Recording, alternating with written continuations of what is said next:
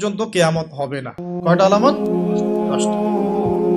নবী সাল্লাল্লাহু আলাইহি ওয়াসাল্লাম প্রথমে বললেন 2 নাম্বার হচ্ছে ইয়াজুজ এবং মাজুজ, এর আদম সন্তান পৃথিবীতে বের হবে এবং পুরো পৃথিবীটা ম্যাসাকার করে ছেড়ে দিবে। আর মাসিহুদ দাজ্জাল ইয়াজুজ আর মাজুজ।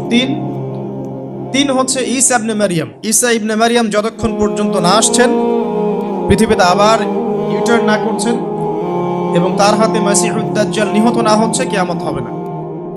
4 দাব্বাতুল আরদ, অর্থাৎ পৃথিবীর ভিতরে একটা প্রাণী আছে, মাটি ফেরে এই প্রাণীটা বের হবে কিয়ামতের আগে আগে, এবং এই প্রাণীটা মানুষের সাথে কথাবার্তা বলবে, কথা বলতে পারা প্রাণী। এই যতক্ষণ বের হচ্ছে না, কিয়ামত হবে না ইনশাআল্লাহ তাআলা। কটা বললাম? 4টা। 5 হচ্ছে দুখান বা ধোঁয়া।